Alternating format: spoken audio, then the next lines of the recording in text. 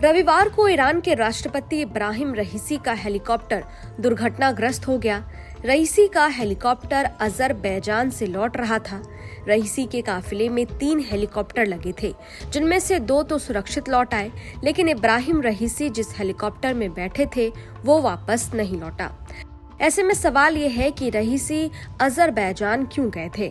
Iran और Azerbaijan के संबंध कैसे हैं? अजरबैजान और ईरान काफी हद तक एक ही इतिहास, धर्म और संस्कृति को साझा करते हैं। दोनों पड़ोसी भी हैं। ईरान की बहुसंख्यक आबादी शिया है, इसी तरह से अजरबैजान में भी बहुसंख्यक आबादी शिया मुस्लिमों की है। दोनों देशों के बीच ठीक ठाक संबंध है। हालांकि राजनयिक स्तर पर कुछ गतिरोध जरूर है।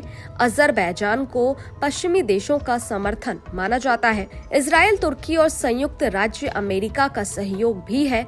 दूसरी ओर ईरान बड़े पैमाने पर रूस समर्थन है और कई अंतर्राष्ट्रीय मुद्दे पर चीन का समर्थन भी कर रहा है।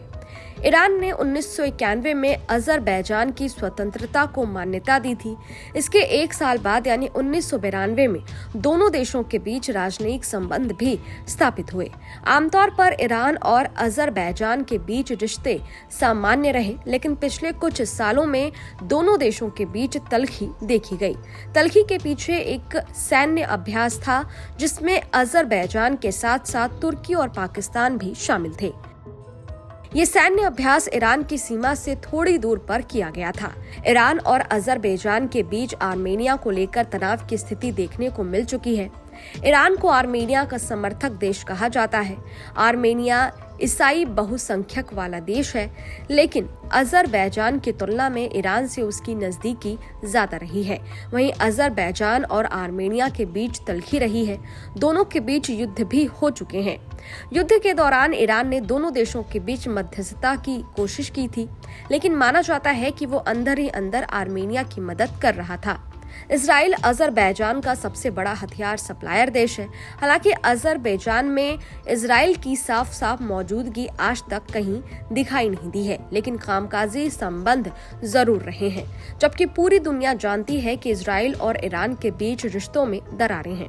आपको बता दें कि ईरान और अजरबैजान अपने रिश्तों को सुधारने के लिहाज से अजरबैजान में सामूहिक डैम का निर्माण कर रहे हैं। इस कड़ी में ये तीसरा बांध था, जिसका उद्घाटन करने इब्राहिम रईसी अजरबैजान गए हुए थे। उद्घाटन कार्यक्रम के लिए उन्हें अजरबैजान के राष्ट्रपति इल्हाम अलीयेव ने आमंत्रित किया था। राष्ट्रपति इब्राहिम रईसी जिस हेलीकॉप्टर में सवार थे, उसमें ईरान के विदेश मंत्री हुसैन अमीर अब्दुल्लाहियन, पूर्वी अजरबैजान प्रांत के गवर्नर मालेक रहमती और धार्मिक नेता मोहम्मद अली आले हाशेम भी सवार थे। ये तीसरा हेलीकॉप्टर ईरान के पूर्वी अजरबैजान प्रांत में हादसे का शिकार हो गया। बता दें कि ईरान टाइम्स के मुताबिक ये हादसा रविवार को हुआ। हादसे के बाद से लगातार सर्च ऑपरेशन चलाया जा रहा है, जिसमें 40 टीमें जुटी हुई हैं, लेकिन अब तक ईरानी राष्ट्रपति इब्राहिम रईसी का कोई सुराग नहीं लग पाया है। खैर, ये वीडियो आपको कैसा लगा? इस वीडियो पर आपकी क्या राय है? कमेंट बॉक्स में जरूर बताइएगा। देश और दुनिया की तमाम खबरों के लिए देखते रहिए न्यूज़ नेशन डिजिटल। शुक्रिया।